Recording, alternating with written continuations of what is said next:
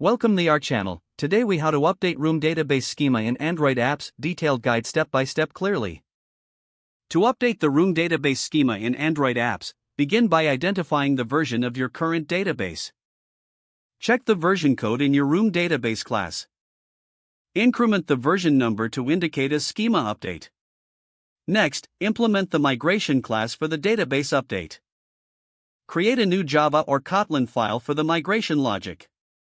Define a class that extends the migration class. In the constructor, specify the start and end versions of your migration. Override the migrate method in your migration class.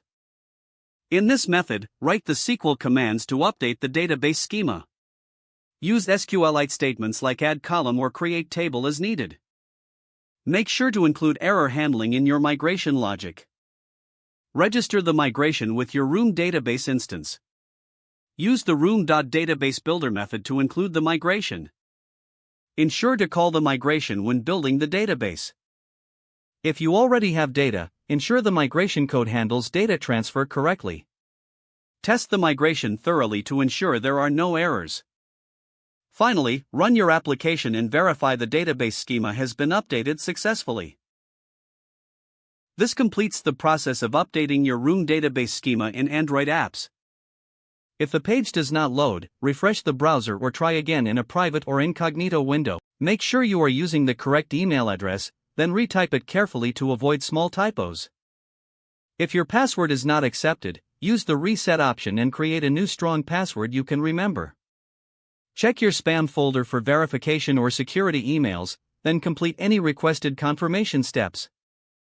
Enable two-factor authentication if available to improve account security and reduce unauthorized access risk.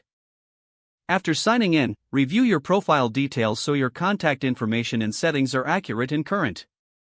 If you see an error message, note it down and try again after restarting your device and internet connection.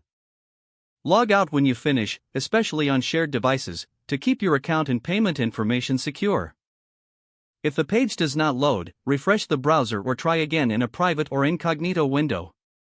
Make sure you are using the correct email address, then retype it carefully to avoid small typos.